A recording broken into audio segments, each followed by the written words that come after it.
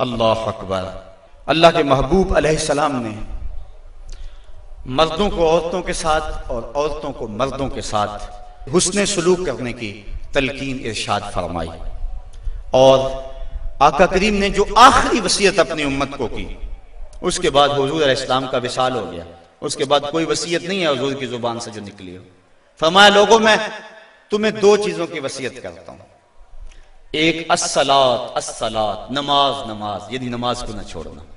और दूसरी वसीयत ये थी कि मैं दो कमजोरों के बारे में तुम्हें अल्लाह से डराता हूं, एक गुलाम और दूसरी तुम्हारी बीवियां। इन दो कमजोरों के बारे में तुम्हें अल्लाह से डराता हूं, इन पे जुल्म ना करना। इन्होंने भाग तो जाना नहीं है, घर से निकल तो जाना नहीं है, तो इन पे जुल्म करोगे तो ये दुखी हो जाएंगे। तो आका करीम अलैहिस्सलाम ने फरमाया, इन दो कमजोरों के बारे में मैं तुम्हें अल्लाह से डराता हूं। बल्कि इस कदर हुजूर ने औरतों की नजाकत का लिहाज रखा। एक सफर पे थे, एक शख्स ऊंटों को हाँक रहा था, उसका नाम था अनजशा। तो वो जल्दी जल्दी ऊंटों को ना हाँकने की कोशिश कर रहा था ताकि जल्दी पहुंच जाए। तो आका करीम ने फरमाया, अनजशा आहिस्ता आहिस्ता। फरमाया, ये जो ऊंटों के ऊपर औरतें बैठी उनकी तरफ इशारा करके कहा, ये नाजुक आबगीने हैं, कहीं टूट ना जाएं। औरतों को नाजुक आबगीने करार दिया।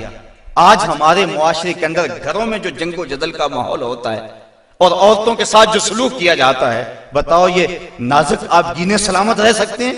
हुजूर ने तो फरमाया, अनजशा अपने ऊंटों की रफ्तार को कम करो, कहीं ये नाजुक आबगीने ना टूट जाएं। और फिर सुनो हुजूर ने क्या फरमाया, हुब्बे बाइलिया मिन दुनियाकुम सलास। लोगों, तुम्हारी दुनिया से मुझे सिर्फ तीन चीजें पसंद हैं। रंगो नूर से सजी हुई ये कायनात तुम्हें मुबारक हो।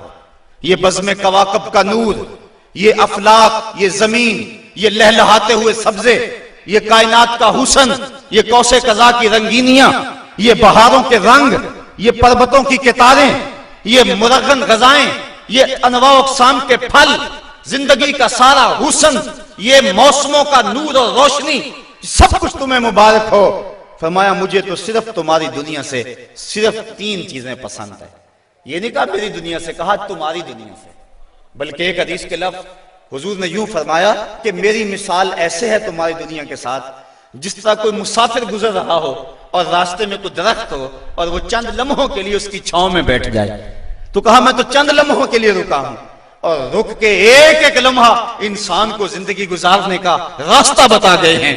चंद लम्हों के लिए वो ठहरे हैं जिस पेड़ के नीचे, सुना है आज तक उस पेड़ का साया महकता है, आज तक वहां रोशनियां फैली हुई हैं। तो कहा, हुब्बे बाइलिया मिन दुनियाकुम सलास, मुझे तुम्हारी दुनिया से सिर्फ तीन चीजें पसंद है, अत्तीब वन निसा व जुइलत कुर्रतु ऐनी फिस सलात। एक खुशबू, दूसरी मनकूहा औरतें, और तीसरी मेरी आंखों की ठंडक नमाज में रखी गई है। तो साहिबो, मेरे और आपके आका मौला हुजूर नबी रहमत सल्लल्लाहु अलैहि वसल्लम ने यही हमें वसीयतें की, औरतों के साथ उसने सलूक करने का। और औरतों को हुक्म दिया कि तुम अपने खामद के साथ उसने सलूक करो। बल्कि फरमाया कि अगर अल्लाह के अलावा किसी को सजदा जायज होता तो मैं बीवी को हुक्म देता कि वो अपने खामद को सजदा किया करे। औरत को यह भी इज़्ज़त नहीं है कि वो मर्द की इजाजत के बगैर घर से निकले। अगर मर्द पाबंद करना चाहिए, औरत को हिम्मत नहीं है कि निकले, शरीयत ने मना किया। बल्कि हुजूर ने इरशाद फरमाया, जब कोई औरत मर्द की रिजा और इज़्न के बगैर घर से बाहर निकलती है तो आसमानों के सारे फरिश्ते उस औरत पे लानतें नाजिल करते हैं।